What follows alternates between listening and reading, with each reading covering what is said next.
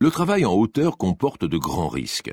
Les protections collectives contre les chutes, comme les garde-corps, les rampes et les filets de sécurité, sont préférées aux équipements de protection individuelle. Mais si elles sont insuffisantes, il faut impérativement utiliser des équipements de protection individuelle anti-chute pour protéger les travailleurs. Lorsque des travaux en hauteur sont réalisés, il est important de prévoir des protections collectives contre les chutes.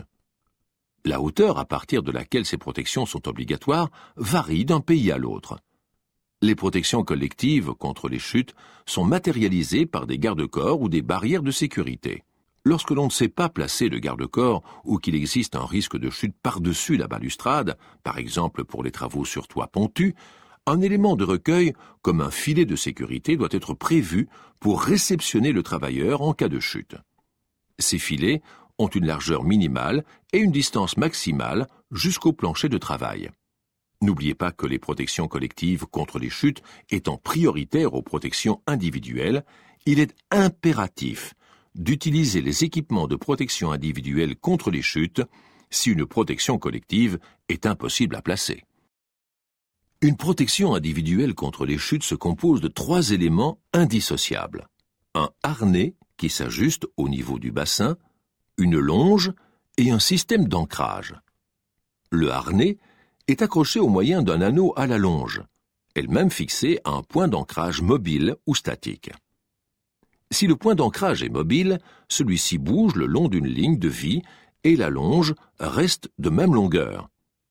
Le travailleur peut se déplacer horizontalement, par exemple pour des travaux sur toiture, ou verticalement, par exemple pour des travaux sur une grande échelle. Ces déplacements varient selon que la ligne de vie est placée à l'horizontale ou à la verticale, par exemple via un rail métallique pour des travaux permanents en hauteur. En cas de chute, le point d'ancrage se bloque et limite la chute. Si le point d'ancrage est fixe, la longe se raccourcit ou se rallonge via un système d'enroulement, selon les déplacements du travailleur vers le haut ou vers le bas. Si le point d'ancrage est fixe, la longe doit toujours être fixée à un absorbeur de choc ou à un stop-chute et être équipée d'un enrouleur automatique offrant au travailleur une liberté de mouvement. En cas de mouvement brusque ou de chute libre, la longe se bloque immédiatement.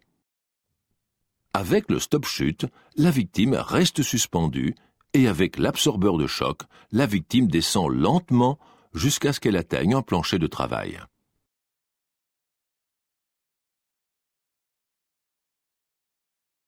Chaque année, tous les appareils de protection contre les chutes et les harnais doivent être contrôlés par une personne compétente. Les appareils anti-chute doivent être contrôlés après chaque chute. Les harnais, les absorbeurs de choc et les stop-chutes doivent être rangés dans un endroit propre et sec. Vérifiez que votre harnais soit toujours bien ajusté pour garantir votre sécurité optimale.